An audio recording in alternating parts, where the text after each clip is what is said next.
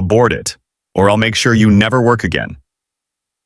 Those were the exact words Robert Scott, billionaire, CEO, the man I loved, said to me in his penthouse office while staring at my ultrasound photo like it was a lawsuit.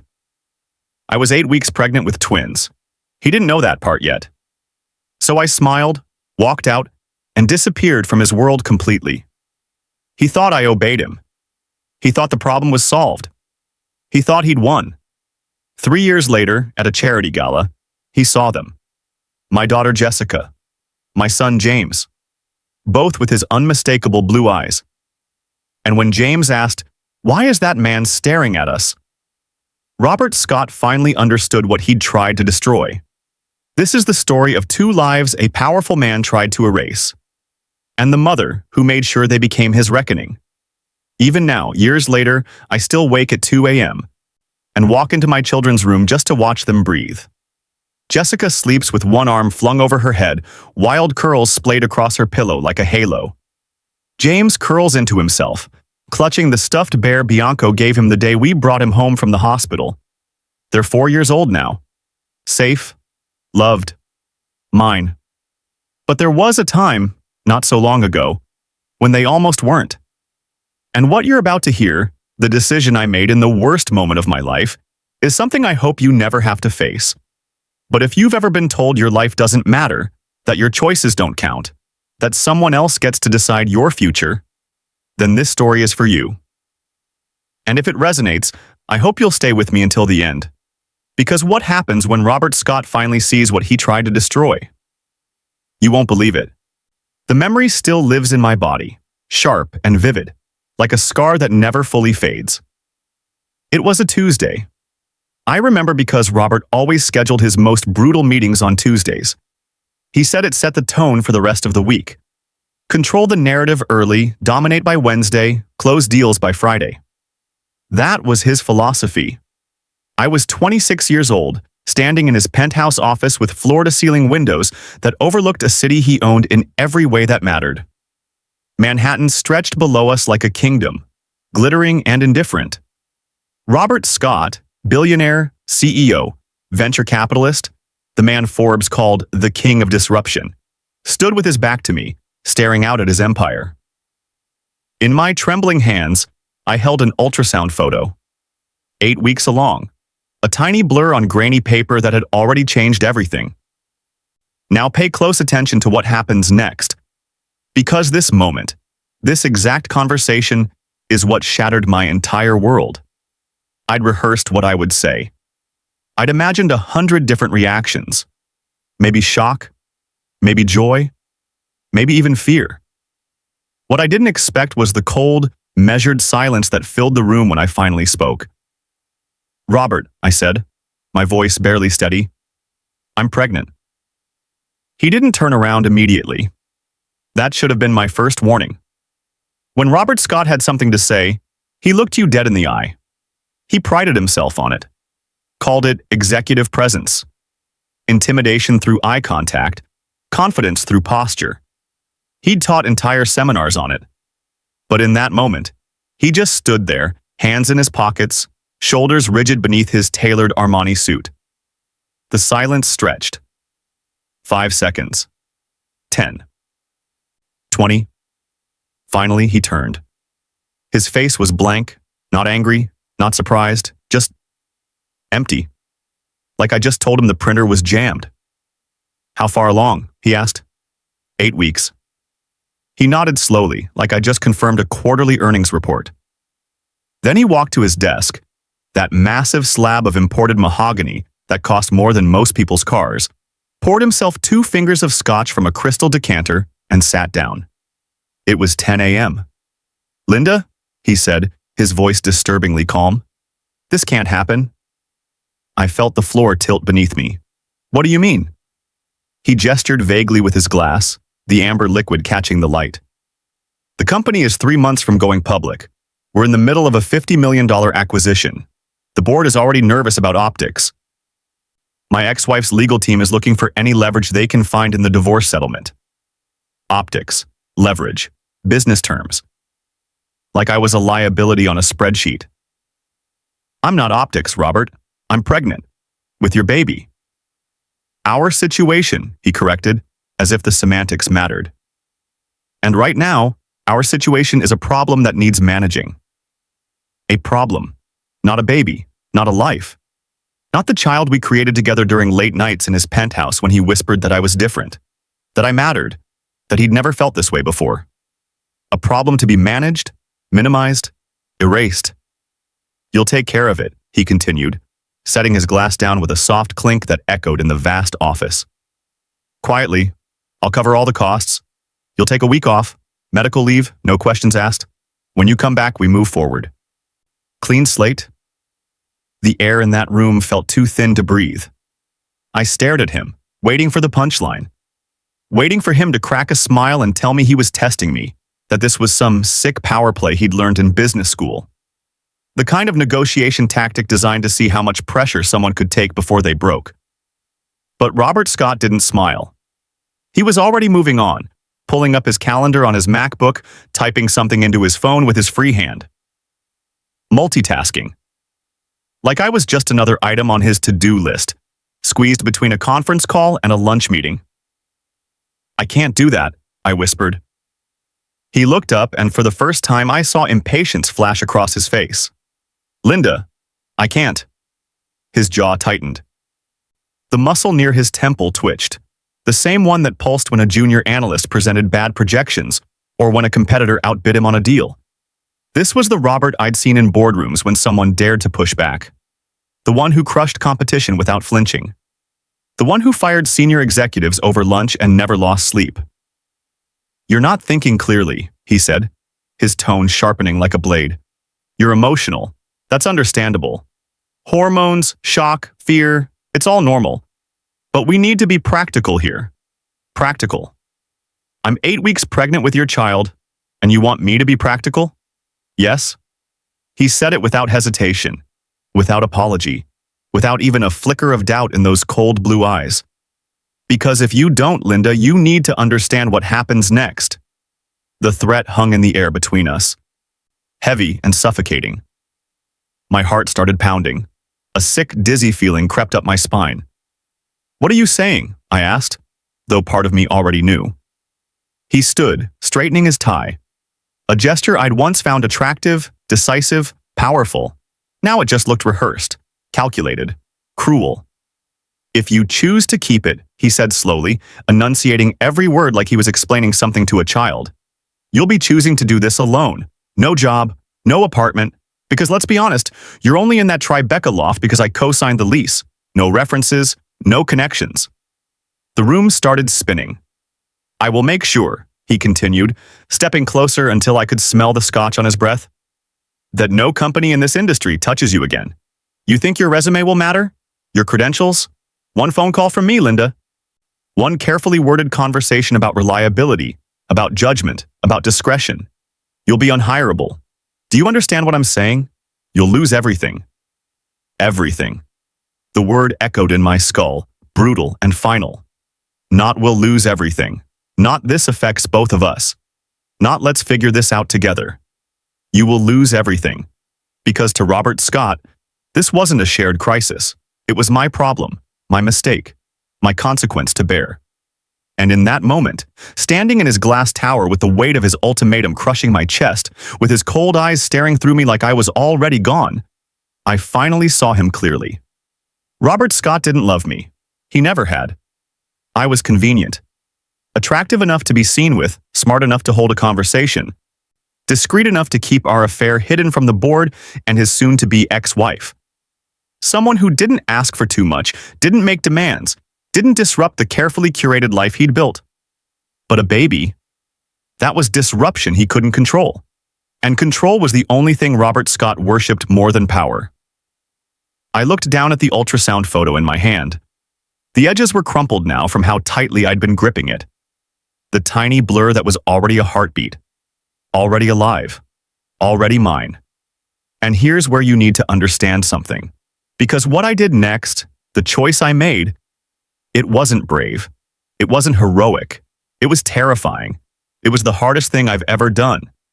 But it was mine. Okay, I heard myself say. Robert's shoulders relaxed slightly, The tension in his jaw eased. He almost smiled.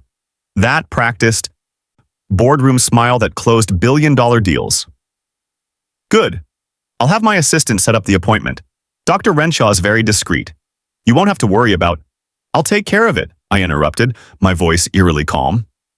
He nodded, already turning back to his desk, already moving on to the next crisis, the next deal, the next conquest. I was dismissed. The problem was solved. I walked toward the door on legs that didn't feel like mine. My hand was on the handle when he spoke again. Linda? I paused, but didn't turn around. This was the right decision.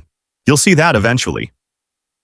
I walked out of that office with the ultrasound photo still clutched in my hand. I didn't cry in the elevator, even though I was alone, and the descent felt like falling. Didn't cry in the marble lobby with its $1,000 flower arrangements. Didn't cry on the subway ride home, even though my entire body felt like it was breaking apart from the inside, even though the woman sitting across from me kept glancing over with concern. When I finally made it back to my apartment, his apartment, as he'd so kindly reminded me, I sat on the cold tile bathroom floor and stared at that grainy image until my vision blurred. An unknown number buzzed on my phone. Appointment confirmed for 2 p.m. Dr. Renshaw, West Entrance. Everything arranged. No name. No signature. But I knew who'd sent it. I stared at that message for a long time. And then I made a decision. But what I didn't know yet, what I couldn't possibly know, was that the appointment would reveal something that would change everything. 2 days later, I submitted my resignation via email at 11 p.m. Effective immediately. Personal reasons. No explanation. Robert's assistant called me twice the next morning. I didn't answer. His personal line called once. I watched it ring. A text followed. We should talk. Don't be rash. I blocked the number. 1 week later, I packed everything I owned into 2 suitcases and a duffel bag. Everything else, the furniture he'd bought, the clothes he'd chosen, the jewelry he'd gifted, I left in the middle of the living room with the keys on top. Ellis, my best friend since college, the only person who knew the whole ugly truth, drove 4 hours from Boston to pick me up. We headed to a small city in upstate New York where Robert Scott's name was just another headline nobody cared about. You sure about this? She asked, as I locked the apartment door for the last time, my hands shaking so badly I could barely turn the deadbolt. I looked back at the loft with its exposed brick and river views, the floor-to-ceiling windows that overlooked the city, the kitchen where Robert and I had shared wine and late-night conversations that felt real. The life I'd built. The man I'd loved. Or thought I loved. No, I admitted, my voice cracking. But I'm sure about this. I pressed my hand to my stomach. Ellis squeezed my shoulder, eyes glassy.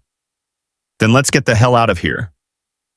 As we drove away from Manhattan, I watched the skyline shrink in the side mirror. Somewhere in one of those glass towers, Robert Scott was in a meeting, closing a deal, building his empire. He thought I'd obeyed him.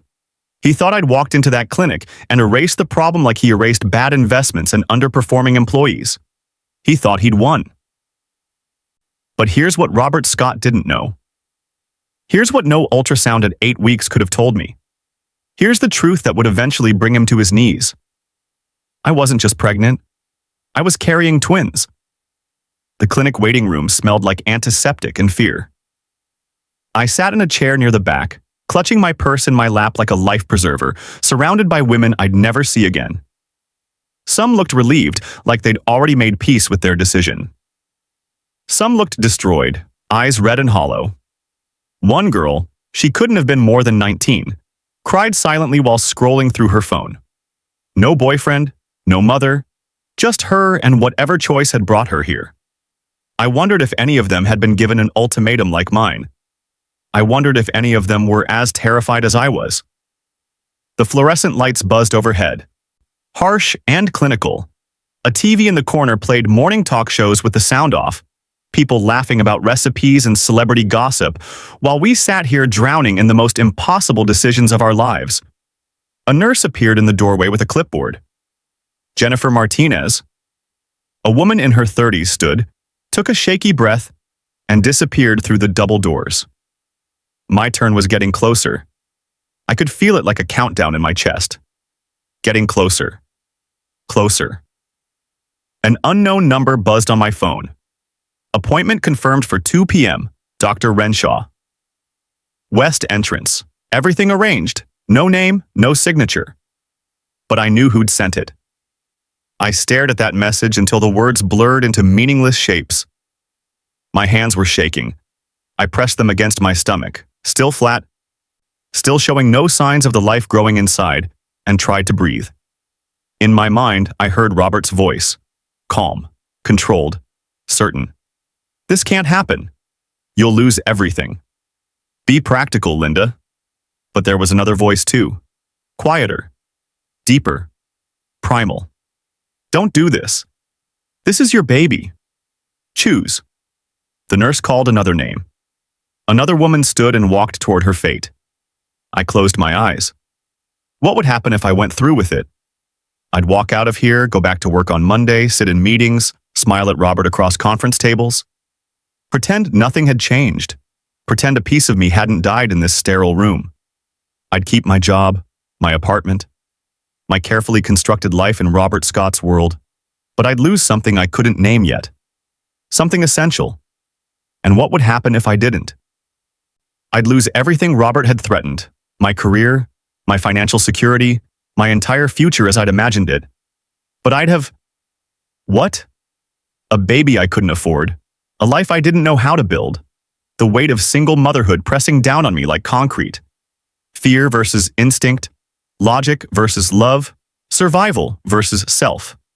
My name would be called soon. And I still didn't know what I'd do when I stood up. The doors opened again. The nurse looked down at her clipboard. Linda Riley? Everything slowed down. I stood. My legs felt like water.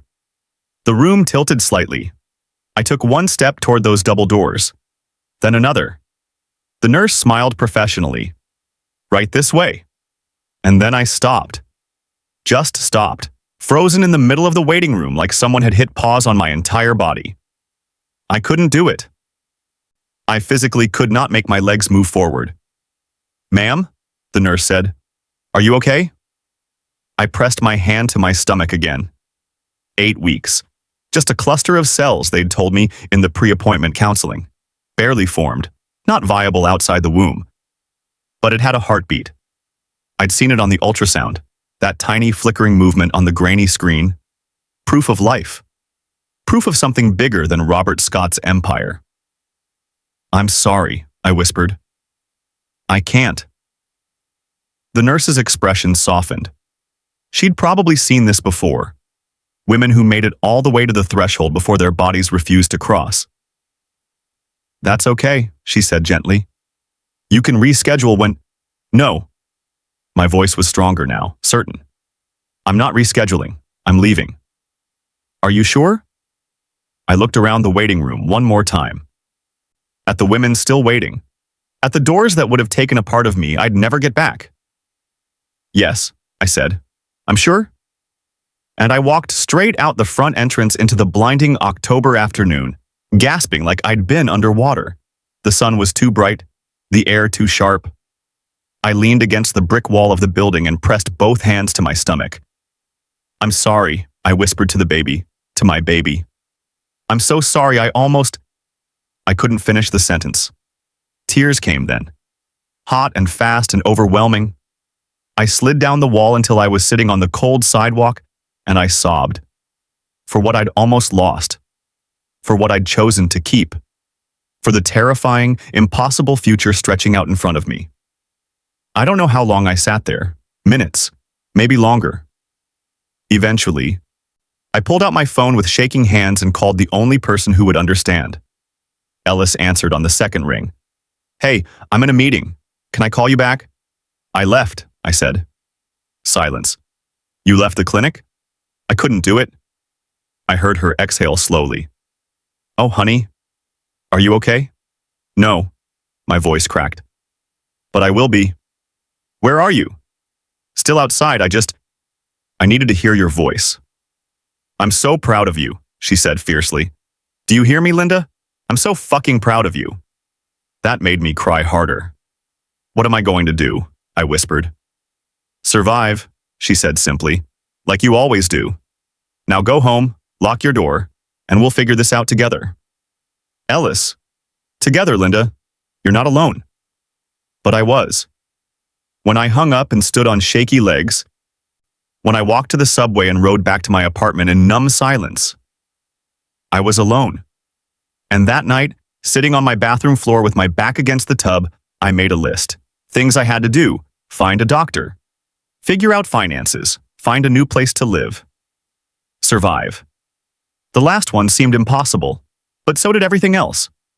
For 2 days, I moved through my life like a ghost, packed boxes, made arrangements, acted normal while my entire world cracked apart. When Ellis arrived to pick me up, we drove in silence for the first hour. Then she spoke. You know you can stay with me as long as you need, right?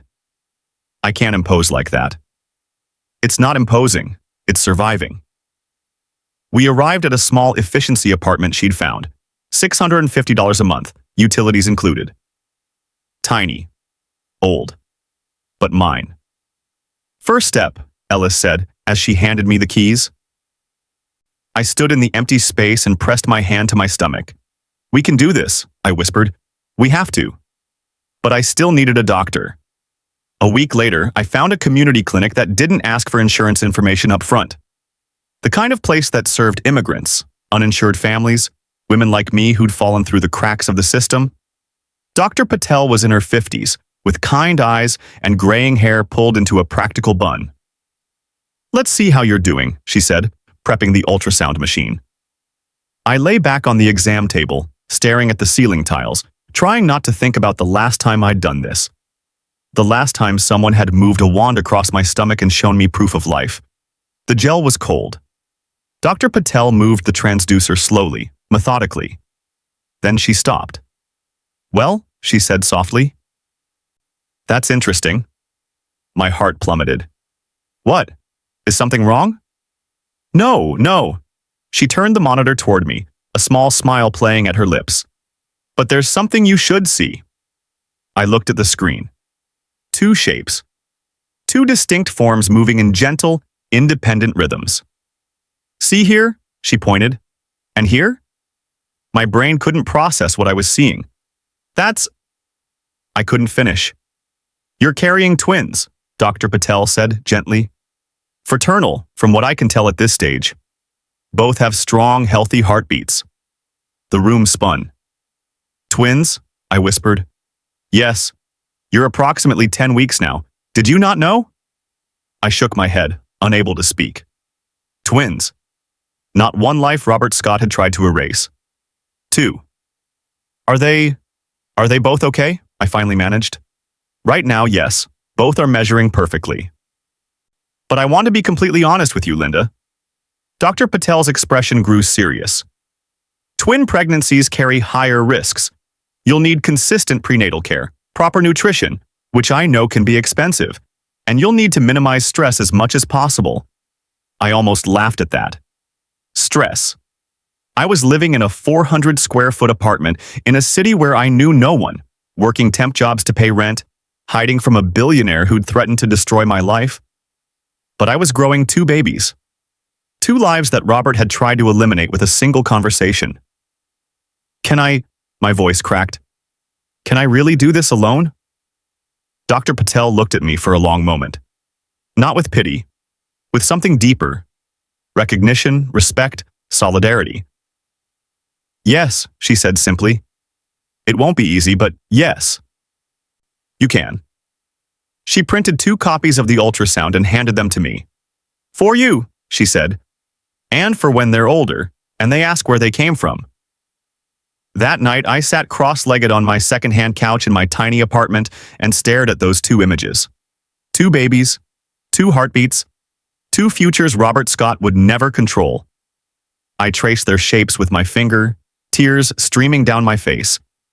Jessica, I whispered to one. The name came fully formed, like it had been waiting. Jessica, because it meant God sees, and I needed to believe someone saw us even when we felt invisible. James, I said to the other. James, protector. Because I needed my son to know he was strong enough to protect what mattered. I pressed the ultrasound photos to my chest and made a vow right there in that empty apartment with its flickering overhead light and thin walls. I will keep you safe. I will love you. And I will make sure you never ever feel like you don't matter. You are wanted. You are chosen. I touched my stomach, feeling nothing yet, but knowing they were there. 2 lives growing in secret. 2 miracles Robert Scott would never know about. I choose you, I whispered into the darkness. Both of you. Always. But Dr. Patel's warning echoed in my mind. This pregnancy won't be easy. I had no idea just how hard it was about to become.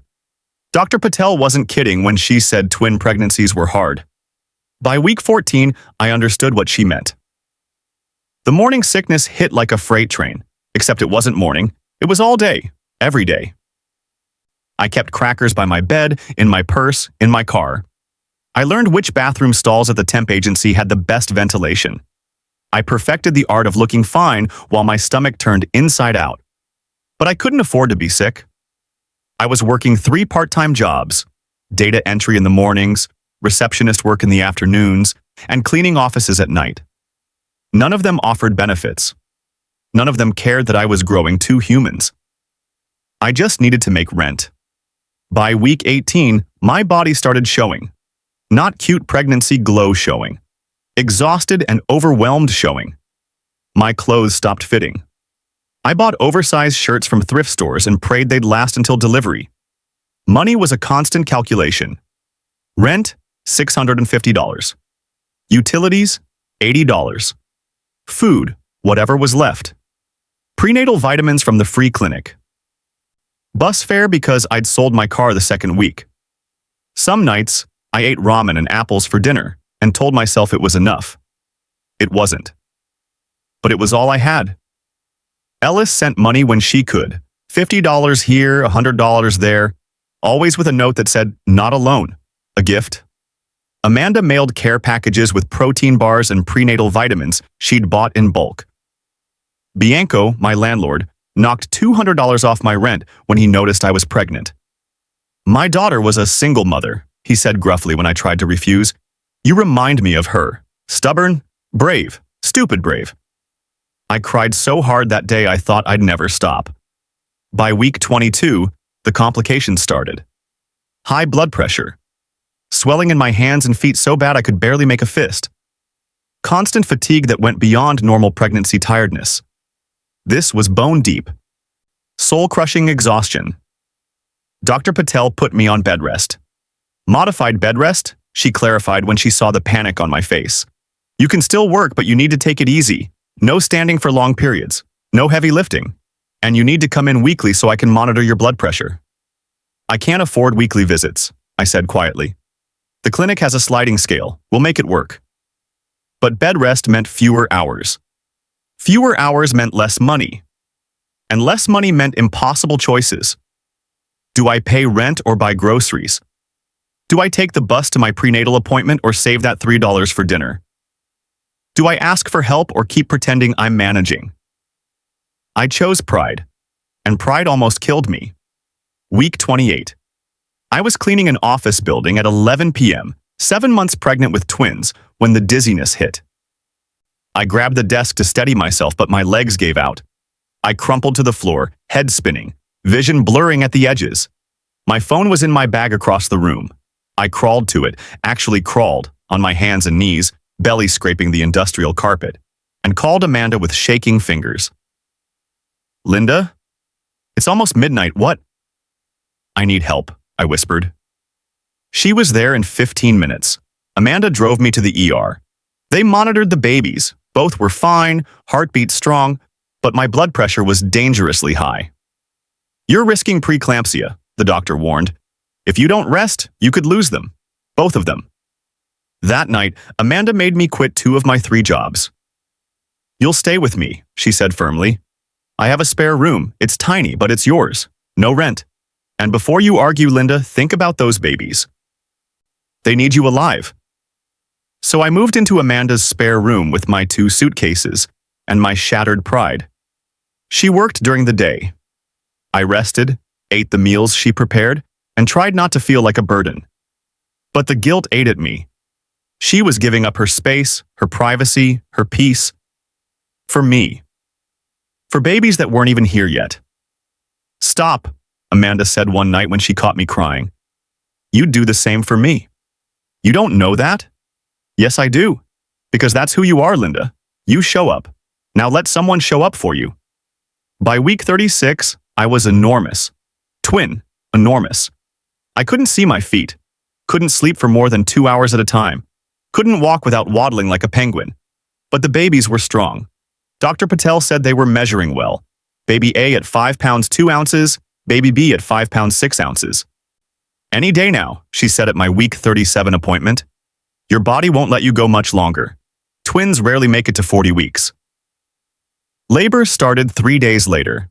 It was 3 a.m. on a Tuesday. Of course it was a Tuesday. Robert Scott's legacy, haunting me even now. The first contraction woke me from a dead sleep. Not painful yet, just intense. A tightening across my entire stomach that made me gasp. The second one came 10 minutes later. By the third, I knew. "Amanda," I called from my room. "Amanda, wake up." She appeared in seconds, hair wild, eyes alert. "Is it time?" "I think so." She drove me to the hospital while I gripped the door handle and breathed through contractions that were coming faster now. 5 minutes apart. 4. 3. They admitted me immediately. Twin delivery, no complications yet, but they wanted me monitored closely. The labor room was small and sterile. 1 bed, 1 monitor, 1 IV pole, 1 chair where Amanda sat holding my hand.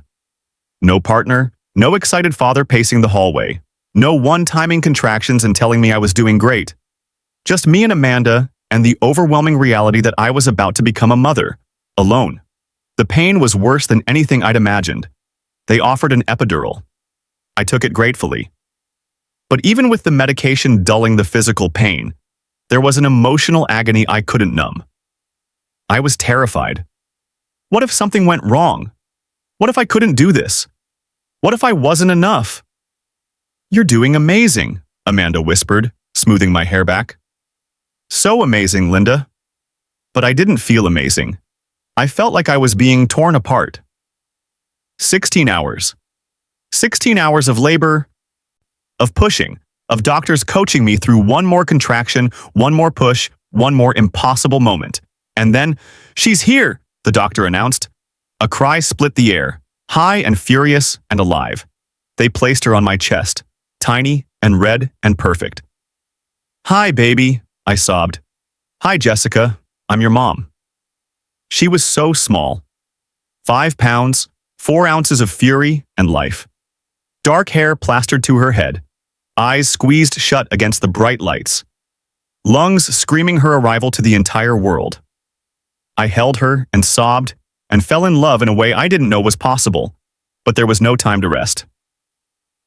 "Okay, Linda, we need you to push again," the doctor said. "Baby B is coming." 20 minutes later, my son was born, quieter than his sister, almost serene. 5 pounds, 8 ounces of calm alertness. They laid him beside Jessica on my chest, and I wrapped my arms around both of them. "James," I whispered, "Jessica, you're here. You're really here." Amanda was crying. The nurses were smiling. Somewhere down the hall, another baby was being born into a world where fathers showed up and families were whole. But in my room, with my arms wrapped around my twins, I didn't feel like I was missing anything. I felt complete. As the sun rose through the hospital window, soft pink and gold light spilling across the linoleum floor, I stared at my children and understood something profound. I survived what he tried to erase. Robert Scott told me to end this pregnancy, threatened me, tried to control me. But I defied him. And lying here, holding Jessica and James against my chest, listening to their tiny breaths synchronize, I knew I'd made the right choice. They were mine, not his, mine. "Welcome to the world," I whispered, pressing kisses to their downy heads. "I'm your mom, and I promise, you will always be wanted." Always be loved. Always be enough. Jessica's tiny fist curled around my finger. James nuzzled against my chest. And for the first time in 9 months, I felt something besides fear. I felt hope. But as I lay there watching the sunrise paint my children in golden light, one thought crept into my exhausted mind. What if Robert Scott somehow found out? What if, despite everything I'd done to disappear, he discovered them? Would he try to take them from me? I tightened my arms around my babies and pushed the thought away. He'd never find us. I'd made sure of it. But somewhere in the back of my mind, a small voice whispered, "Are you certain?" And I wasn't. 3 years changes everything. 3 years ago, I was a terrified woman holding 2 newborns in a hospital room, wondering if I'd survive the next day. Now, I was a mother who knew exactly which cry meant I'm hungry versus my brother took my toy. The transformation didn't happen overnight. It happened in 1,000 small moments that nearly broke me before they made me stronger. The first year was survival, existing on 20-minute sleep increments, learning to shower in 3 minutes flat, mastering the art of feeding 2 babies simultaneously while half awake at 2 a.m. The second year was chaos. 2 toddlers learning to walk meant 2 tiny humans trying to destroy themselves in creative ways. James climbed everything. Jessica opened everything. I developed eyes in the back of my head and reflexes that would impress a goalkeeper. The third year was when I finally exhaled. Not because it got easier, toddlers are natural anarchists, but because I'd learned how to be their mother. Not a perfect mother. Not the Pinterest-worthy mother with matching outfits and color-coordinated birthday parties. Just their mother. And that was enough. Jessica turned into the observer of the family. She'd sit quietly at the park, studying other children before deciding whether to join them. She noticed everything. The mail carrier's new shoes, the way I rubbed my temples when I was stressed, the exact moment James was about to have a meltdown. "Mommy's tired," she'd announce, patting my leg with her small hand. "You should rest." She was 3 years old going on 30. James was her opposite, intense where she was calm, protective where she was trusting. He positioned himself between Jessica and anything he perceived as a threat. A barking dog, a loud truck, a kid at daycare who'd taken her crayon. "That's my sister," he'd say with devastating seriousness. "You can't have her crayon." He barely spoke full sentences yet, but he'd perfected the protective glare. They were inseparable. If one woke up from a nap, the other would wake within minutes. If one got sick, the other was sick by morning. They shared toys, snacks, and a private language I couldn't quite decipher. "Baba goo," Jessica would say. "Goo baba," James would respond. Then they'd both dissolve into giggles while I stood there wondering if I should be concerned or amused. I chose amused. It was better for my sanity. By the time they turned 3, I'd found my footing financially. I was working at a nonprofit called New Beginnings that supported single mothers, helping them find housing, navigate assistance programs, locate childcare. The pay wasn't great, but it came with benefits and a purpose that data entry never gave me. Plus, my boss Maureen understood when I had to leave early for Jessica's preschool pickup, or when James had a doctor's appointment. "We don't do family unfriendly here," she'd said during my interview. "You're a single mom helping single moms. That means something." It did. For the first time since leaving Robert's world, I felt like I was building something real. Not just surviving. Actually building. Amanda had moved to another state for work, but we talked weekly. Ellis visited when she could. Bianco still knocked a bit off rent and brought the twins cookies on holidays. I had a community. Small, scrappy, held together with goodwill and mutual struggle. But it was mine, and I was happy. Not the carefree happiness of my 20s. This was deeper, earned through sleepless nights and impossible choices. The happiness of watching my children thrive. The satisfaction of knowing I'd kept my promises to them. The one thing I didn't do was look back. I never searched Robert Scott's name online. Never checked Forbes for updates on his company. Never wondered if he thought about me, about the pregnancy he'd tried to erase, about the life we could have had. I'd built a wall between my past and my present, and I had no intention of tearing it down.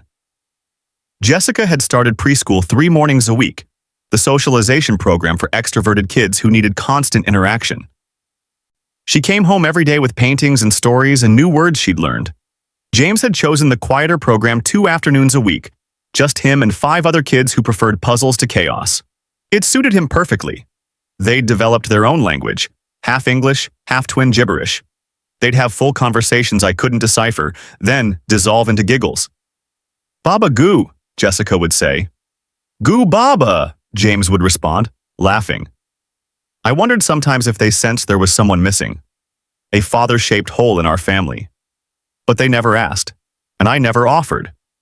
Until Maureen walked into my office on a Tuesday afternoon with an apologetic expression, and I felt that old familiar dread creep up my spine.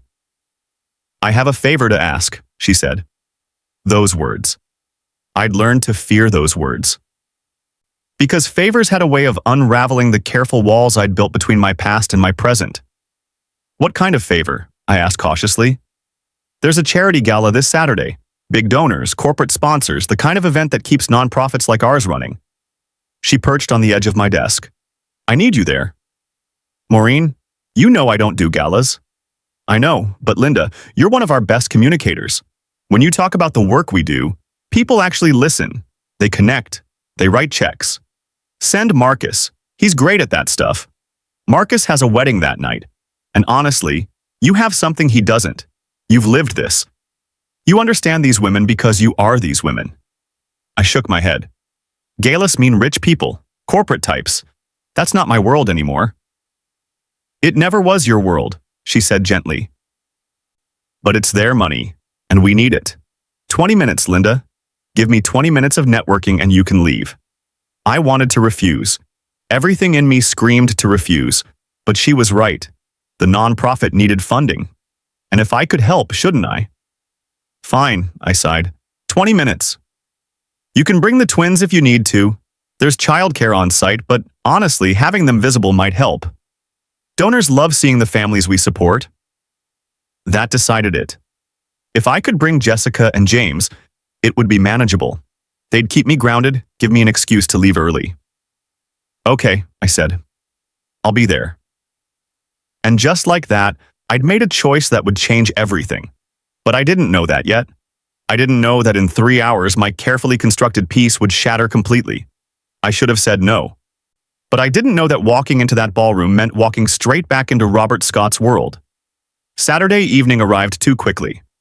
I wrestled Jessica into the nicest dress she owned, a floral hand-me-down from Amanda's niece that she'd actually agreed to wear because it has pockets, Mommy. James was less cooperative about his button-down shirt. "It's scratchy," he complained, trying to pull it off. "I know, buddy, but we're going somewhere fancy for a little bit. Then we'll get ice cream after. Deal?" His eyes lit up. Deal. I put on the one dress I owned that wasn't from a thrift store, a simple black sheath I'd bought for job interviews 3 years ago. It still fit. Barely. We took the bus to the hotel. Jessica chattering excitedly about the fancy party, while James held my hand and observed everything with his serious blue eyes. Those eyes. Sometimes I'd look at them and see Robert, the color, the intensity. But then James would smile or Jessica would laugh, and they were just my children, not his, mine. The hotel ballroom took my breath away. Crystal chandeliers, white tablecloths, women in cocktail dresses that cost more than my monthly rent. Men in suits I recognized as designer, even from across the room. I felt instantly out of place. But Jessica was enchanted. "Mommy, it's so pretty. It's like a princess castle." "It's just a party, sweetie." "A princess party," she insisted. James gripped my hand tighter, suspicious of all the strangers and noise. "We won't stay long," I promised him quietly. I found our table, checked in with the volunteer coordinator, and tried to blend into the background. For an hour, it worked. I spoke with a few donors, shared statistics about the nonprofit's impact, told carefully chosen stories, not mine, never mine, about women who'd rebuilt their lives. Jessica made friends with another little girl at a neighboring table. James stayed velcroed to my side, watchful. And then I heard it. A voice I hadn't heard in 3 years. A voice that existed only in memories and occasional nightmares. a voice that once whispered promises and now represented everything I'd run from. Linda? Every muscle in my body locked. No. No, it couldn't be. I turned slowly, praying I was wrong, praying it was someone else, praying this was just paranoia manifesting. But I wasn't wrong. Robert Scott stood 10 feet away. Older. Salt and pepper at his temples now, a few more lines around his eyes. But unmistakably, devastatingly, him. Same sharp suit, same commanding presence, same blue eyes that once made me feel seen and special and stupid. His gaze dropped from my face. To Jessica, spinning in her dress with pockets. To James, half hidden behind my leg. The color drained from his face like someone had opened a valve. And I knew, in that terrible crystallizing moment, that my 3 years of carefully constructed peace had just shattered. Because Robert Scott was staring at my children. And from the look of absolute shock on his face, he understood exactly who they were. For 3 seconds that felt like 3 years, nobody moved. Robert Scott stood frozen, his eyes locked on my children like he'd seen a ghost. 2 ghosts. His face had gone pale. Not just pale, but ashen, like all the blood had drained straight to his feet. I watched him process it in real time.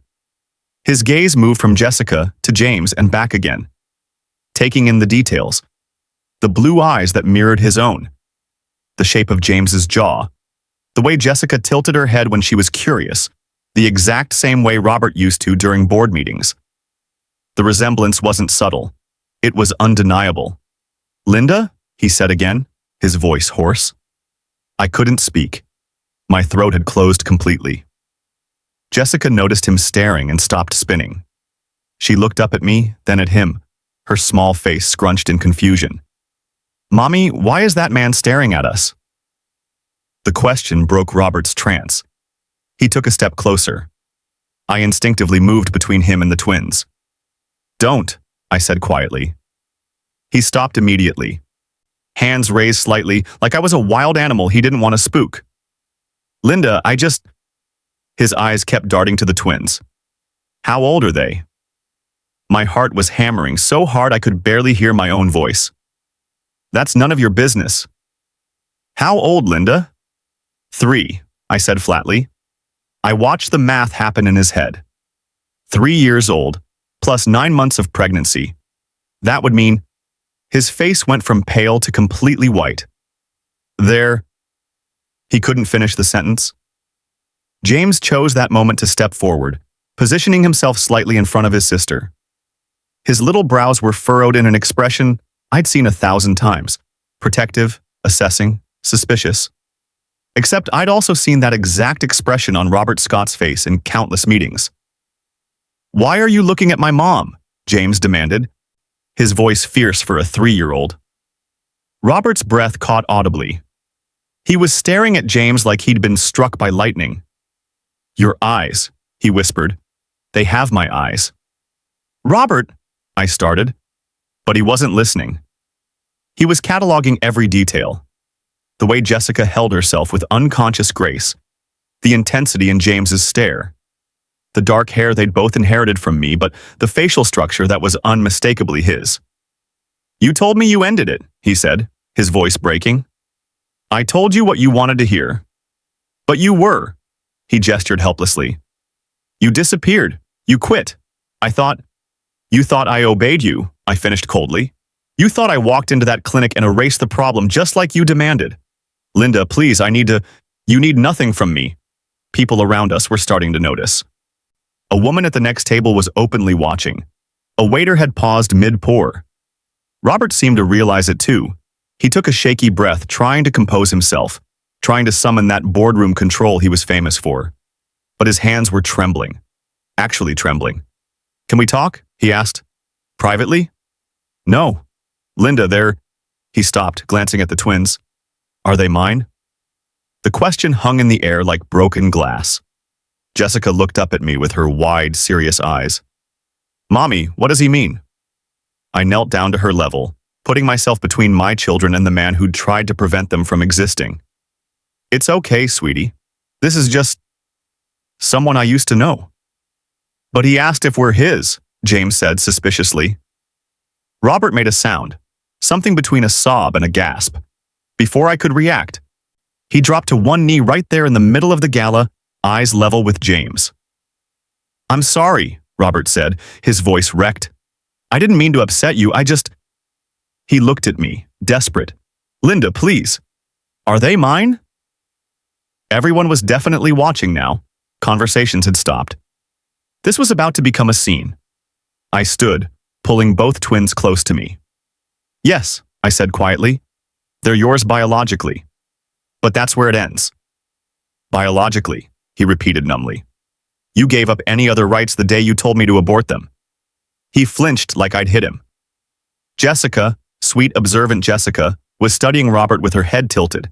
Then she asked the question I'd been dreading since the moment I saw him. "Mommy, is he our daddy?" The ballroom went completely silent. Robert's eyes filled with tears. Actual tears streaming down the face of a man I'd never seen cry, never seen show weakness, never seen be anything other than absolutely controlled. "I don't know if he deserves that title," I said carefully, honestly. "But yes, he's your father." Robert made a broken sound and covered his mouth with his hand. James looked at him critically. "You look sad." Robert laughed, a completely shattered sound, and nodded. "I am, buddy. I'm very sad." "Why?"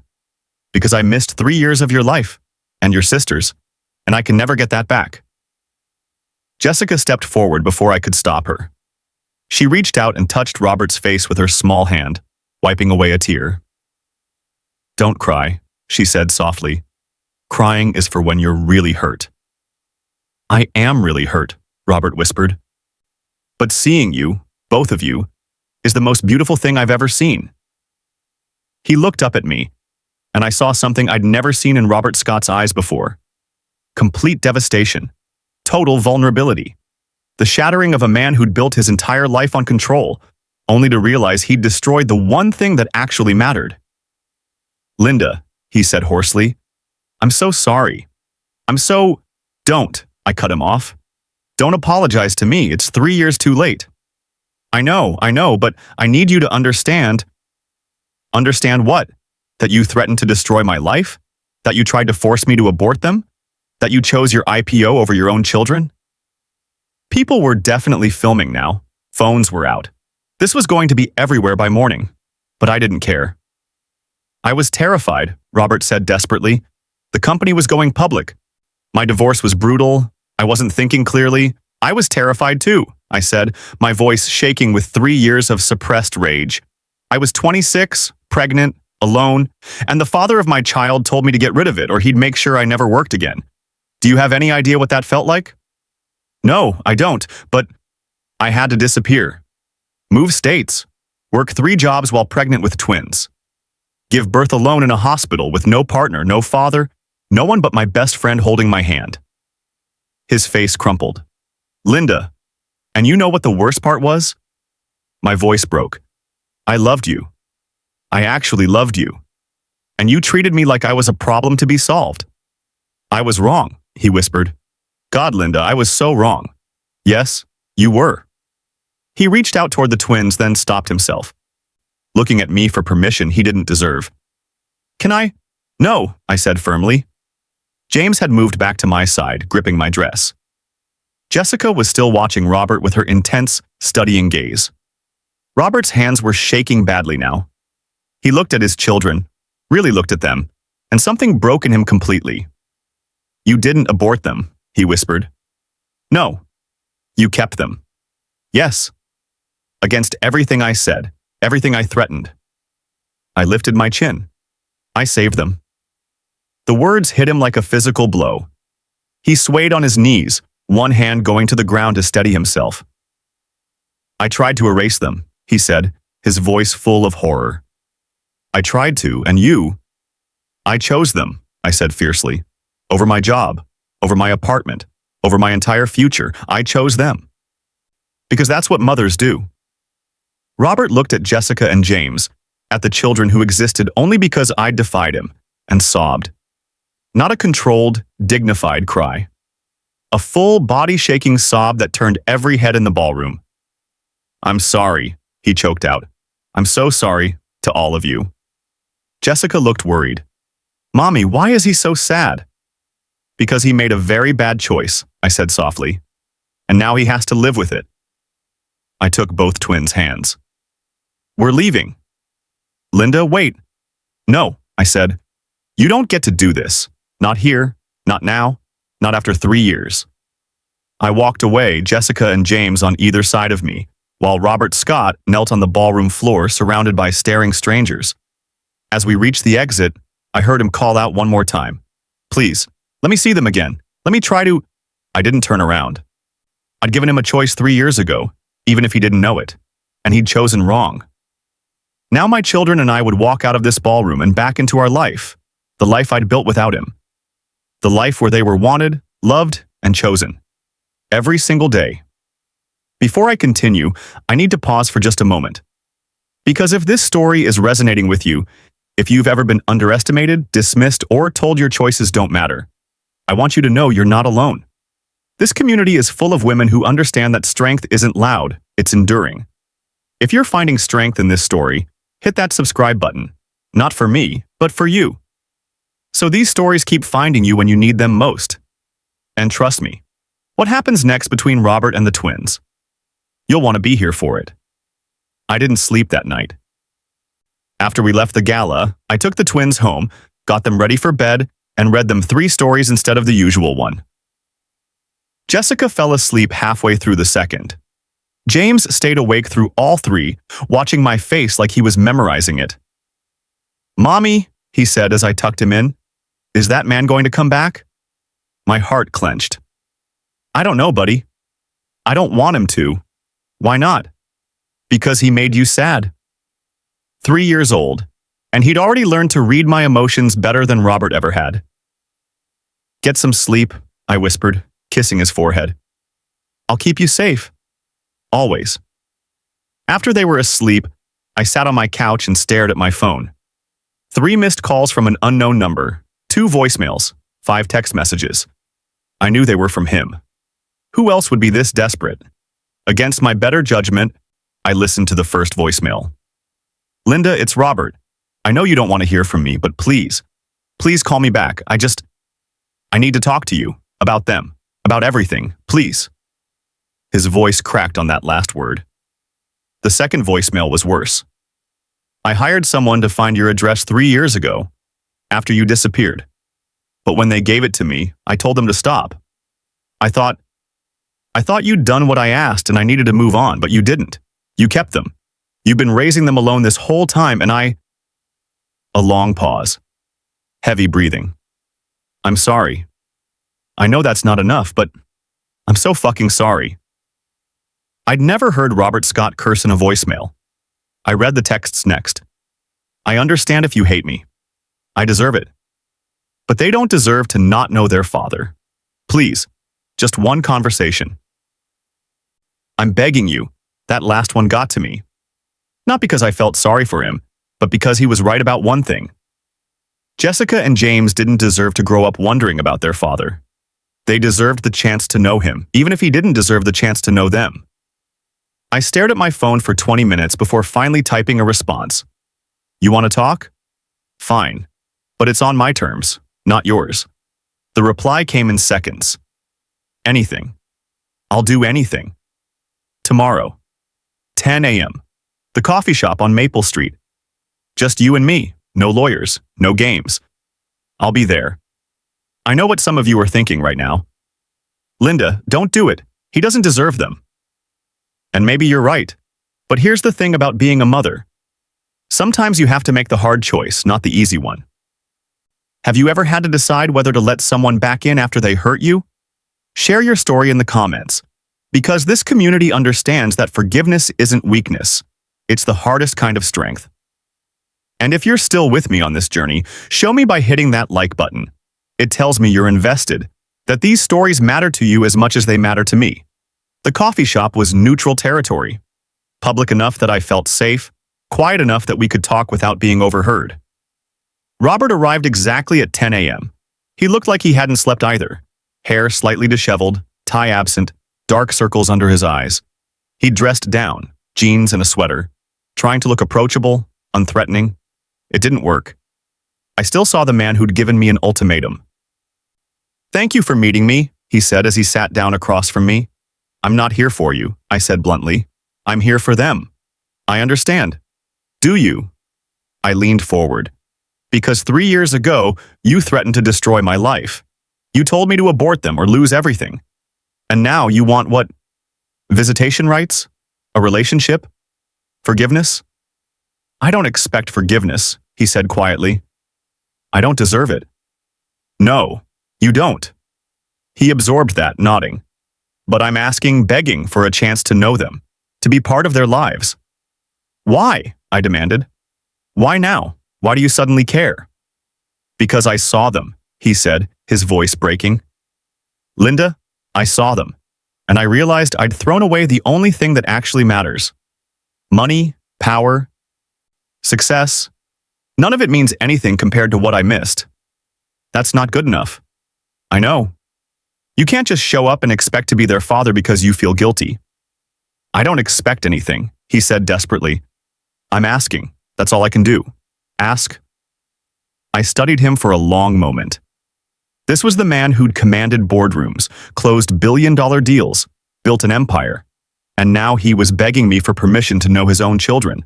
The power reversal was complete. "If I agree to this," I said slowly, "it's on my terms, not yours. You don't get to negotiate, you don't get to push. And the second you hurt them, emotionally, psychologically, in any way, you're done." "Okay. I mean it, Robert. One mistake, and you never see them again." "I understand. You don't get unsupervised visits, not for a long time." "Maybe never." He flinched but nodded. "You don't make promises you can't keep, you don't buy their love, and you don't confuse them with talk about custody or legal rights." "I won't." "Because you have no rights," I said fiercely. "You're not on their birth certificates. You never paid child support. You have no legal claim to them whatsoever." His face went pale. "You didn't list me as the father?" "Why would I? The father didn't want them." That landed like a punch. He looked away, jaw working. "Could I?" He swallowed hard. "Could we add my name? Why would I let you do that?" "Because they deserve to know who their father is. Officially." I considered this. "We'll see. First, you have to prove you're not going to disappear when this gets hard." "I won't." "You better not," I said. "Because they're 3 years old, Robert. They don't understand abandonment yet, and I will not let you teach them." "When can I see them?" he asked quietly. "Saturday. 1 hour. At the park near my apartment." "Thank you. Don't thank me. This isn't for you, it's for them."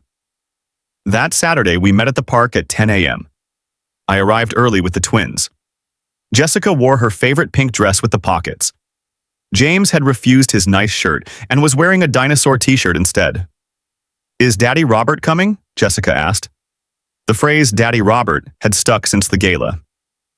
I hadn't corrected it because honestly, I didn't know what else to call him. "Yes, sweetie. For a little while?" James frowned. "I still don't like him." "You don't have to like him," I said. "But you have to be polite." "Why?" "Because he's trying. And we give people chances when they're trying." The October air smelled like fallen leaves and approaching rain. The park was nearly empty, just us and 2 other families at the far end. Jessica's shoes made crunching sounds on the gravel path. James's hand in mine was warm and slightly sticky, from the breakfast syrup he'd refused to wash off completely. When Robert appeared at the park entrance, he looked nervous. Actually nervous.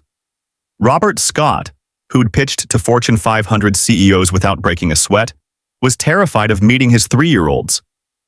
He approached slowly, hands in his pockets, looking more uncertain than I'd ever seen him. He'd dressed down, jeans, a navy sweater with a small coffee stain he probably hadn't noticed. No designer labels visible, no watch that cost more than my car. He was trying, and despite everything, I noticed. "Good." Jessica noticed him first and waved. "Hi, Daddy Robert." His face lit up like she'd given him the world. James stayed close to me, watching. Robert approached slowly, hands in his pockets. "Hi, Jessica. Hi, James." "You came back," Jessica said. "I did. Is that okay?" She considered this seriously. "I guess so. Do you want to see my dress? It has pockets." "I'd love to see your dress." She spun, demonstrating the pockets with great enthusiasm. Robert watched like she was performing brain surgery. James remained silent, observant. "James," I said gently, "do you want to say hi?"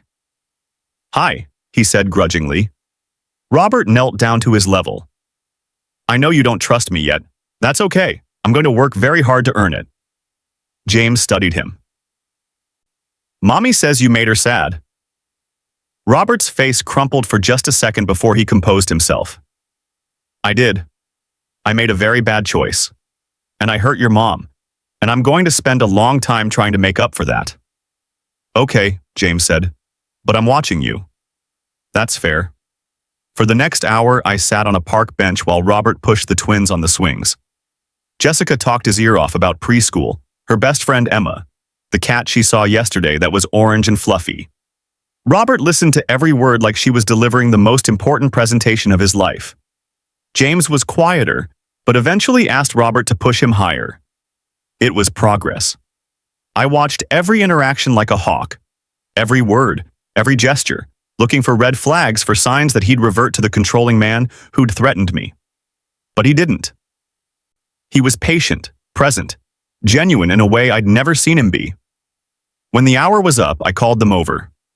"Time to go, guys." "Already?" Jessica pouted. "We'll come back next week," I promised. She hugged Robert's leg before I could stop her. "Bye, Daddy Robert." He looked at me, eyes wet, silently asking if this was okay. I nodded once. He hugged her back carefully, like she was made of glass. "Bye, Jessica."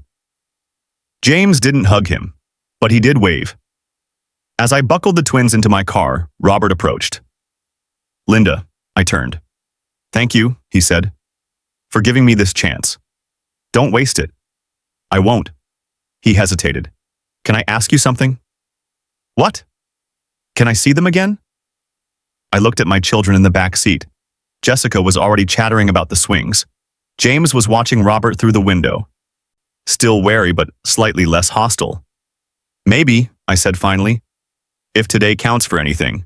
If you keep showing up." "I will," he said fiercely. "Every Saturday. Every chance you give me. I'll show up. We'll see." And as I drove away, watching Robert stand alone in the parking lot, I wondered if people could really change, or if I was making the biggest mistake of my life. 6 Saturdays. That's how long it took before I stopped watching Robert like he was a bomb about to detonate. Every week, he showed up at the park. 10 a.m. sharp, never late, never with excuses, never with the arrogance that used to define him. He just showed up.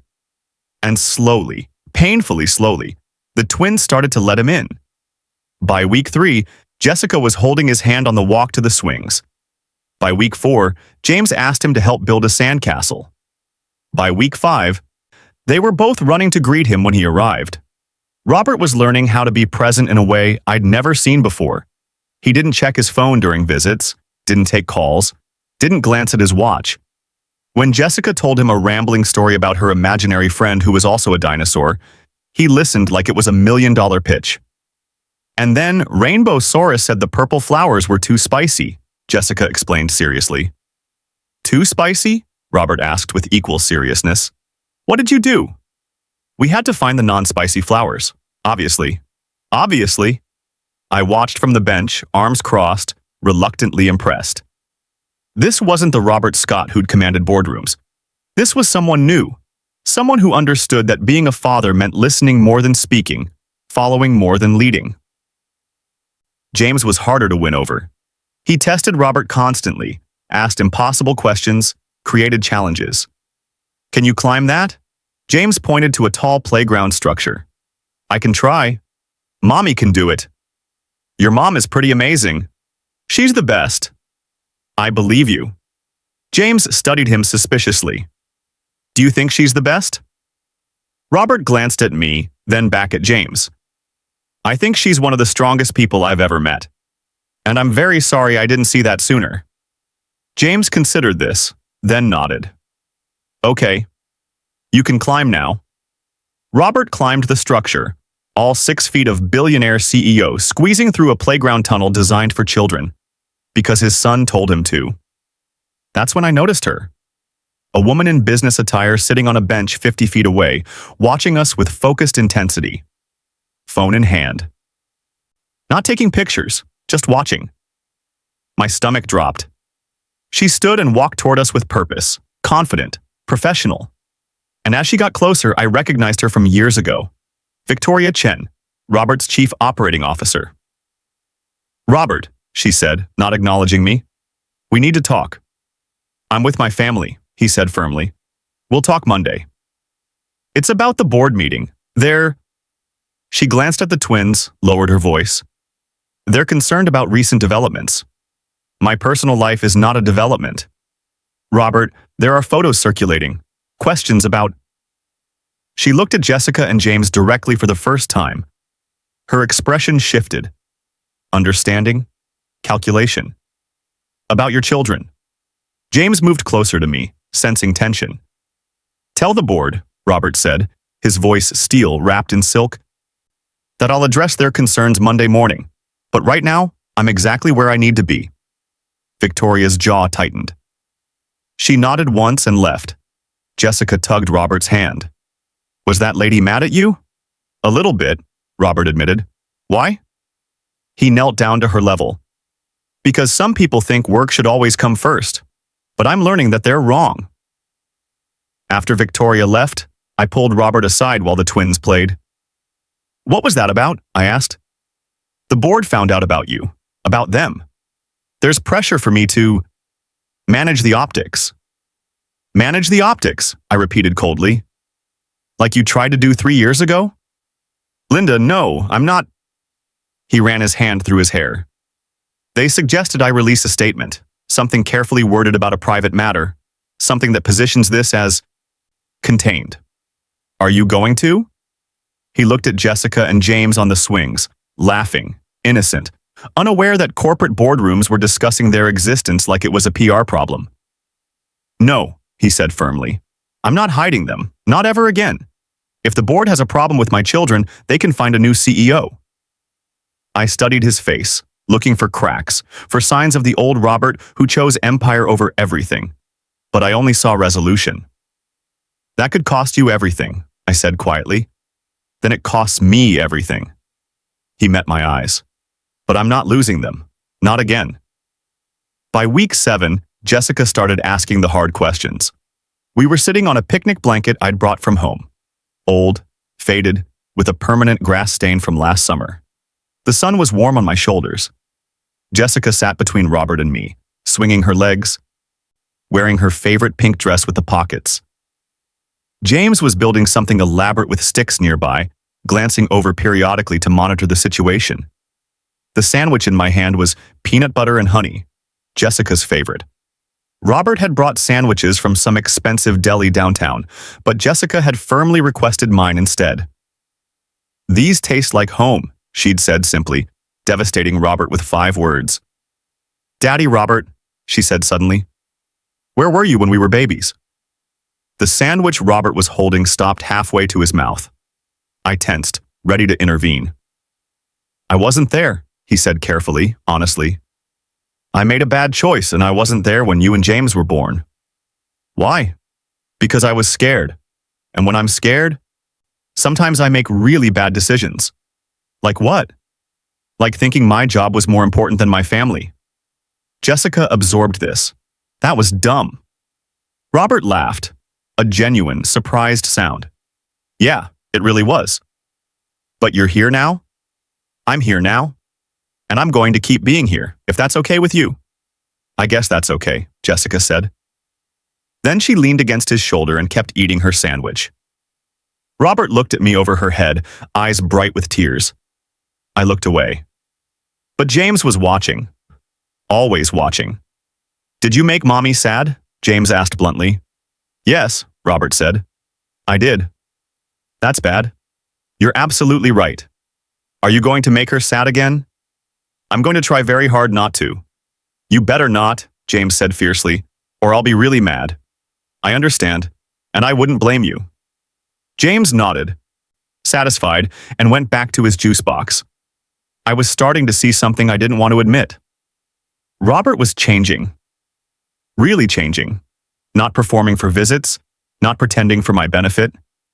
Genuinely learning how to put someone else first. But the outside world wasn't as forgiving. By week 8, people at the nonprofit had started talking.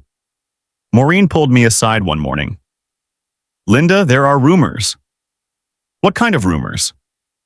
That Robert Scott, the Robert Scott, is the father of your children. Someone posted a video from the gala. It's been making rounds in certain circles. My stomach dropped. How bad? Not terrible, but people are asking questions about you, about him, about whether there's money involved. There's no money involved. I believe you, but you know how people talk. She was right. By week 9, I was getting looks at preschool pickup, whispers from other mothers, questions disguised as concern. Is it true you're seeing Robert Scott? We're not seeing each other. But he's their father? Yes. Must be nice, one mother said with an edge in her voice. Dating a billionaire. I'm not dating him. But she'd already walked away. Amanda called that night. I saw the video. Are you okay? I don't know, I admitted. This is getting complicated. Do you trust him? I thought about Robert pushing the twins on swings. Robert listening to Jessica's dinosaur stories. Robert accepting James's challenges without complaint. I'm starting to, I said. And that terrifies me. Why? Because what if I'm wrong? What if he reverts back to who he was? What if I'm letting my guard down and he… Linda, Amanda interrupted gently. What if you're not wrong? That question kept me awake for nights. By week 10, Robert asked if he could attend James's soccer practice.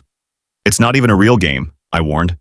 It's 6 3-year-olds chasing a ball in chaos. I don't care. I want to be there. So he came.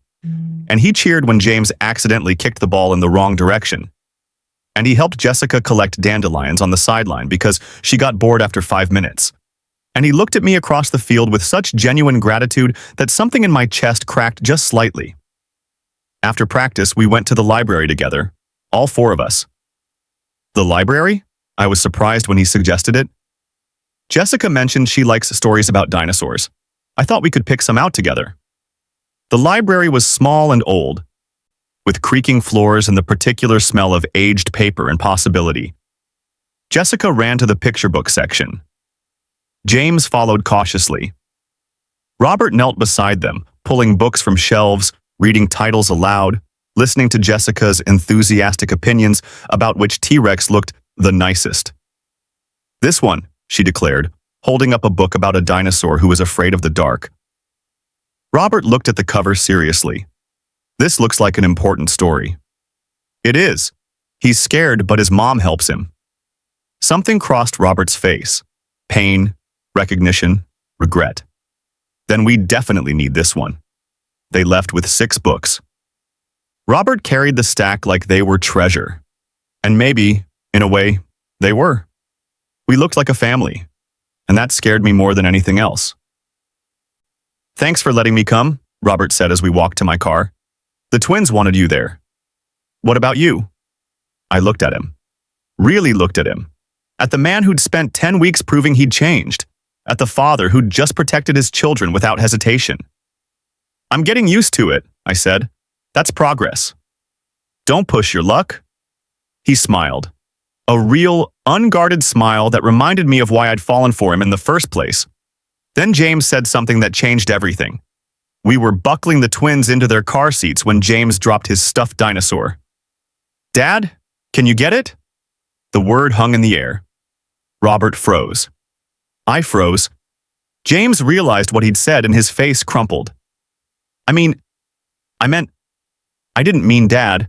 I meant, hey, it's okay, Robert said softly, kneeling beside him.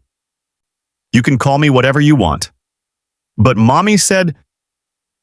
James looked at me, panicked. I hadn't said anything. But James had sensed my hesitation, my fear, my reluctance to give Robert that title. "It's okay, buddy," I said gently. "If you want to call him Dad, you can." "Really?"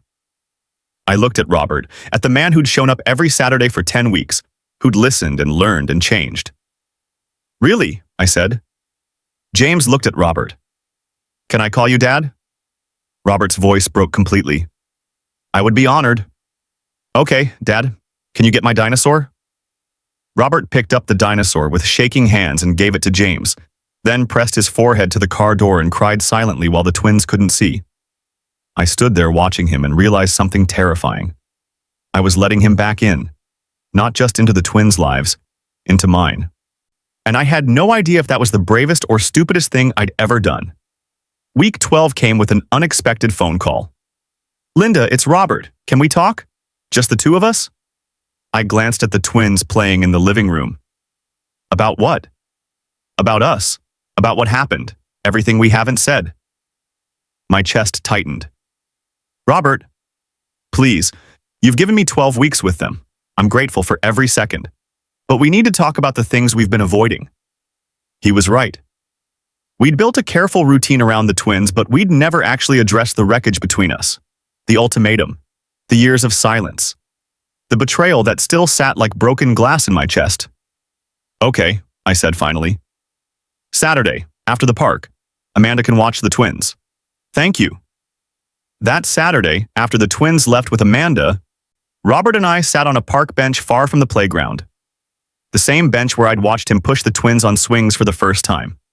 Now it was just us. No buffer, no children to redirect conversation, just 3 years of unspoken pain. "I don't know where to start," Robert admitted. "Start with the truth," I said. "Why did you really want me to abort them?" He exhaled slowly. "Because I was terrified." "Of what?" "Of everything." The board was already questioning my judgment because of the divorce. My ex-wife was trying to take half the company. We were 3 months from the IPO and any scandal would have tanked the stock price. He rubbed his face. "And then you told me you were pregnant, and all I could see was everything I'd built collapsing. So you tried to erase the problem." "Yes." His voice was hollow. "I treated them, like a liability on a balance sheet, something to be managed and minimized. You threatened to destroy my life." "I know." "You told me I'd be unhireable, that I'd lose everything." "I know." He turned to face me. "And I have spent every single day since seeing them at that gala hating myself for it." "Good," I said coldly. "You should. Linda, I need you to understand something." His voice cracked. "Not as an excuse, just as the truth. When you told me you were pregnant, I panicked. I reverted to the only thing I knew how to do, control the situation. And in doing that, I became the worst version of myself.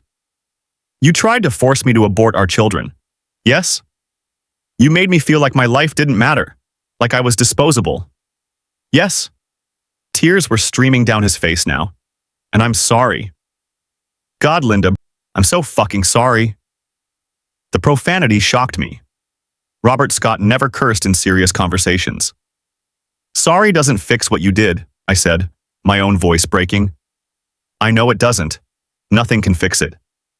But I need you to know that seeing them, seeing what you built without me, seeing how strong they are because of you, it destroyed every lie I'd told myself about what mattered." I looked away, trying to hold back 3 years of suppressed rage and pain. "Do you know what it was like?" I whispered. "Sitting in that clinic waiting room, trying to convince myself to go through with it because you'd made me believe I had no choice?" "No, but I want to. Tell me." So I did. I told him about walking out of the clinic, about quitting my job and packing my life into 2 suitcases, about the community clinic where I found out I was carrying twins, about working 3 jobs while pregnant, about the nights I ate ramen and apples, about giving birth alone while he built his empire. I was so scared, I said, tears falling freely now. Every single day I was terrified. But I chose them anyway, because that's what you do when you love someone. You show up, even when it's impossible. Robert was sobbing now, full body shaking sobs that made his shoulders heave. "You're right," he choked out. "You're right about all of it. I was a coward. I chose money over family, Power over love. And I missed 3 years of their lives because I was too afraid to be human. Yes, you did. And I can never get that back. I can never hold them as newborns or hear their first words or see their first steps. His voice broke completely. I threw away the most important thing in the world because I was too much of a coward to admit I was scared. I'd waited 3 years to hear him say this, to hear him take full responsibility without excuses, without justifications, without trying to minimize what he'd done. And now that he was, I didn't know what to do with it.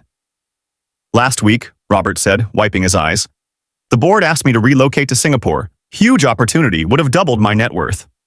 And I said no. I stared at him. What? I told them I have children in this city, and I'm not missing any more of their lives for business. They weren't happy. I don't care. Robert, you don't make decisions like that for... Yes, I do, he interrupted, because I finally understand what you knew 3 years ago. They matter more than anything else. More than money. More than power. More than my entire career. Something shifted in my chest. A small crack in the wall I'd built. You're different, I said quietly. I'm trying to be. No, you are. The Robert Scott I knew would never turn down a promotion, would never put family over business. That Robert Scott was an idiot who lost the best thing that ever happened to him. He looked at me with devastating honesty. You, and them. And if I spend the rest of my life trying to earn back what I destroyed, it still won't be enough. But I'm going to try anyway. We sat in silence for a long moment. I hated you, I whispered. For 3 years, I hated you. I know. And part of me still does. I know that too.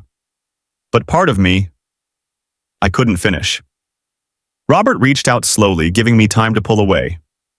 When I didn't, he took my hand. Part of you what? He asked gently. Part of me remembers why I fell in love with you. His breath caught. Before the ultimatum, before everything fell apart, you were brilliant and driven, and you made me feel like I mattered. I looked at our joined hands. I love that version of you. Linda. And watching you with the twins, seeing you show up every week, seeing you actually listen and learn and change. My voice broke. I'm scared, Robert. I'm scared because I'm starting to feel things I swore I'd never feel again. What things? I looked up at him. That maybe people can change. That maybe you're not the same man who threatened me. That maybe... He kissed me. It wasn't planned. It wasn't smooth. It was desperate and tear-stained and full of 3 years of longing and pain and hope.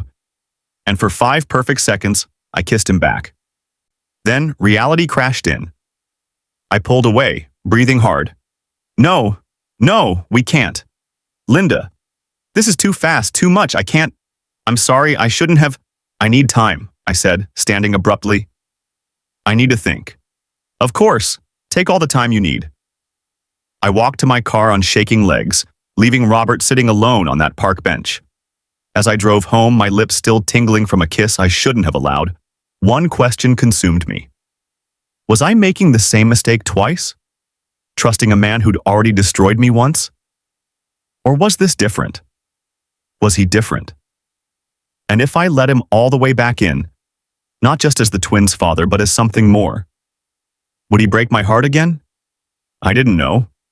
And that terrified me more than anything. Can I be honest with you for a second? Watching Robert learn to be a father was one of the hardest things I've ever done, because part of me wanted him to fail, wanted proof that I was right to keep him away. But my children deserved better than my anger. They deserved a father who showed up. And if you're someone who's had to put your children's needs above your own pain, you understand what that costs. If this story is speaking to you, share it with someone who needs to hear it. Because sometimes the bravest thing we do is let someone prove they've changed. 6 months changed everything. 6 months of Robert showing up. Not just on Saturdays, but on Tuesday evenings for dinner. Thursday afternoons for preschool pickup when I had late meetings. Sunday mornings for pancakes that he learned to make because Jessica asked him to. He didn't push. Didn't demand more than I was ready to give. Just quietly integrated himself into our lives like he was earning his place one day at a time. And somehow, without me fully realizing it, we'd become something that looked like a family. The twins didn't call him Daddy Robert anymore. Just Dad, like it was the most natural thing in the world. Jessica would run to him with scraped knees and art projects. James would ask him to read bedtime stories in the deep voice he used for dinosaurs. They'd both climb into his lap during movie nights and fall asleep on his chest. And Robert, the man who once couldn't spare 5 minutes for personal calls, rearranged his entire life around them. He left work at 5 p.m. now, took meetings remotely when the twins had school events, turned down a magazine cover interview because it fell on James's soccer game day. "My kids come first," he told his publicist when she protested. "If that's a problem, find a new client." I overheard that conversation and felt something warm unfold in my chest. But I was still cautious, still waiting for the other shoe to drop, still expecting him to revert to the man who'd chosen business over everything. Amanda noticed during one of our coffee dates. "You're softening toward him," she observed. "I'm being practical. The twins love him." "The twins love him. And you?" I stirred my coffee, avoiding her eyes. "I'm learning to trust him. That's different." "Is it?" "Yes." "Linda." She reached across the table. "You're allowed to love him again. You're allowed to forgive. You're allowed to have a second chance. What if I'm wrong about him? What if you're not?" That was the question that kept me awake at night, lying in bed, listening to the twins breathe in the next room, wondering if I was being brave or foolish. The answer came 3 weeks later at the twins' 4th birthday party. We'd kept it simple: park picnic, close friends, homemade cake. Robert had asked if he could come, and of course I'd said yes. He was their father. He deserved to be there. What I didn't expect was the reporter. She appeared halfway through cake, camera in hand, press credentials around her neck. "Mr. Scott, is it true these are your children?" Everything stopped. Robert stood slowly, positioning himself between the reporter and the twins. "This is a private birthday party. You need to leave. The public has a right to know." "The public has no rights here," he said firmly. "These are children, and you're trespassing." "Just a few questions." "No." His voice was steel. "You have 10 seconds to leave before I call security and press charges for harassment." She left, but not before snapping a few photos. I knew what this meant. By tomorrow, those photos would be everywhere. Robert Scott at a children's birthday party. The secret twins. The single mother. Our privacy, the careful anonymity I'd built, was about to shatter. Robert found me after the party while the twins played with Amanda. "I'm sorry," he said immediately. "I should have anticipated this. I should have—" "It's not your fault." "It is. Being associated with me puts a target on you and the twins." I looked at him. Really looked at him. At the man who'd spent 6 months proving he'd changed. At the father who'd just protected his children without hesitation. "We'll deal with it," I said. "Together." His eyes widened. "Together? You've shown up for 6 months, Robert. You've put them first over and over. You've earned the right to say we." He looked like I'd given him the world. The article dropped the next morning. Billionaire. CEO's secret family. Robert Scott. Celebrates twins' 4th birthday. The photo showed Robert laughing with Jessica on his shoulders, James holding his hand. Me in the background, watching with a soft smile. We looked happy. Because we were. My phone exploded with messages, some supportive, some judgmental. Some from people I hadn't spoken to in years, suddenly interested in my life. But the one that mattered came from Maureen. "That's your boss in the photo? The Robert Scott? Girl, we need to talk." I called her immediately, expecting anger or accusations. Instead, she laughed. "Linda Riley, you've been sitting on the story of the century and said nothing?" "It's not a story. It's my life." "I know, and I respect that." Her voice softened. "Are you happy?" I thought about Robert making pancakes on Sunday mornings, about the twins climbing into his lap, about the way he looked at me when he thought I wasn't watching, like I was the most important thing in his world. "Yeah," I said. "I think I am." 2 weeks later, Robert asked to speak with me after the twins were asleep. We sat on my couch, the same second-hand couch where I'd once held ultrasound photos and made vows to babies who weren't born yet. I need to tell you something, he said nervously. My stomach tightened. What? I had my lawyers draw up papers, adding my name to their birth certificates, establishing paternity, setting up official child support. Robert, we've talked about this. I don't need your money. It's not about what you need. It's about what's right. They're my children, Linda, and I want to make sure they're taken care of, legally, officially, permanently. He handed me a folder. Inside were documents, trusts, college funds, but also something else. Custody papers. I looked up, confused. What is this? Joint custody, if you agree. Equal rights, equal responsibilities. I'm not trying to take them from you. I'm asking to be their father. Officially. Tears blurred my vision. You want joint custody? Only if you're comfortable. Only if you trust me. Did I trust him 6 months ago? The answer would have been no. 3 months ago, maybe. But now? Yes, I whispered. I trust you. He pulled me into his arms, and I let him. Let myself feel safe. Let myself believe that maybe, people really could change. I want to say something before this story ends. To every woman watching who's ever been told her choices don't matter, who's ever been threatened or dismissed or made to feel small, your story matters. The choices you make when no one's watching, when everything's falling apart, when you're terrified but standing anyway, those are the choices that define you. If this story moved you, if it reminded you of your own strength, share it. Because there's a woman out there right now who needs to know she's not alone. And if you've made it this far with me, through all 9 chapters, hit that like button and subscribe. This community is built on the strength of women who refuse to be erased, and your presence here matters more than you know. 3 months later, we stood together at Jessica's preschool graduation. All of us, me, Robert, the twins, Amanda and Ellis in the audience. Bianco, who'd driven 2 hours to watch his kids walk across that tiny stage. When they called Jessica's name, she walked up proudly, grabbed her certificate, and waved at us. "That's my family," she announced to the entire auditorium. Then James crossed the stage, stopped in front of the microphone, and said with devastating seriousness, "That's my mom and dad. They're the best." The audience laughed. I cried. Robert's hand found mine and squeezed. After the ceremony, we took photos outside, the twins between us, holding both our hands, looking up at us with identical grins. "Family photo," the photographer called. And for the first time, it felt true. Not because Robert had earned forgiveness through grand gestures, but because he'd earned it through consistent, quiet, everyday choice. Showing up, listening, putting them first, over and over until it became who he was, not just what he did. That evening, after the twins were asleep, Robert and I sat on my front steps watching the sunset. "Thank you," he said quietly. "For what?" "For not giving up on them, on us.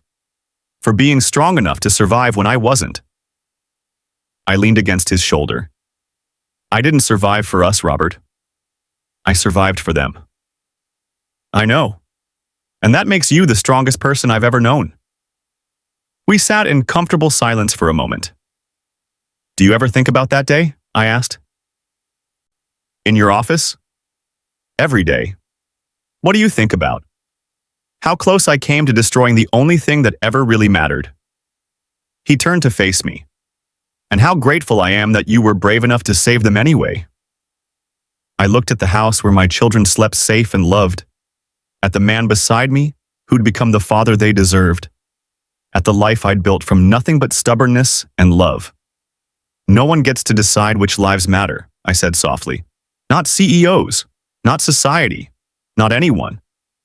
I decided my children mattered, and that was enough." "It was more than enough," Robert whispered. "It was everything." Inside, I heard Jessica call out in her sleep. Robert started to stand, but I put a hand on his arm. "I'll get her. You check on James." He smiled. That real, unguarded smile that still surprised me. Together? Together? We walked back into the house hand in hand, not as the broken people we'd been, but as the family we'd become. 6 months after that conversation, we stood together in our front yard, the house Robert had helped me buy. but that was titled in my name alone. My house, my choice. He understood why that mattered. The twins were chasing fireflies in the dusk, their laughter echoing across the grass. Jessica's jar already held 3 glowing captives. James was determined to catch 5. "Can we take a picture?" Robert asked softly. "Just to remember this?" I hesitated, then nodded. We called the twins over. They crashed into us, Jessica grabbing Robert's hand, James taking mine, then reaching across to hold his father's other hand, completing the connection. Amanda took the photo on my phone. In it, we're all looking at the camera. But it's the details that tell the real story. Robert isn't centered. He's slightly to the side, present but not dominating. My hand rests protectively on James's shoulder. The twins are between us, not behind us, not beside us. Between us. The bridge. The reason. The truth that changed everything. And if you look closely at my face, you can see something I never thought I'd feel again. Peace. Not because everything was perfect. Not because the past was erased or forgiven completely. But because I'd made a choice 4 years ago that everyone said was impossible. I'd chosen life over fear. I'd chosen my children over everything. And standing there in the fading light, watching Robert kneel down to help James catch one more firefly, watching Jessica rest her head against my hip with complete trust, I understood something profound. No one gets to decide which lives matter. Not billionaires, not society, not fear. I decided my children mattered. And that decision, made alone in a tiny apartment with nothing but stubbornness and love, became the foundation of everything that followed. Later that night, after the twins were asleep, I looked at the photo Amanda had taken. Robert texted, "Can I have a copy?" "Yes," I replied. "Thank you. For everything. For them. For giving me a chance I didn't deserve." I stared at that message for a long time. Then I typed, "You're welcome. But Robert, you earned this. One day at a time, and if you ever forget what matters, I'll show you this photo and remind you." I won't forget. I promise. I believed him. Not because he'd never fail. Not because the past was healed, but because I'd watched him choose them over empire, again and again, until choosing them became who he was. And that was enough. I saved the photo to my favorites, not for Robert, for Jessica and James. So that one day when they asked about their story, I could show them this moment. The moment their family became real. Not perfect, not unmarked by pain, but real. And chosen. And worth every impossible night. I went to their room one last time before bed, watched them breathe in the darkness. Jessica's arm flung overhead. James curled into himself. "You were worth it," I whispered. "You were always worth it." And somewhere in the distance I heard the echo of the woman I used to be. Terrified in a clinic waiting room, holding an ultrasound photo, making the hardest choice of her life. She'd be proud of who we became, all 4 of us.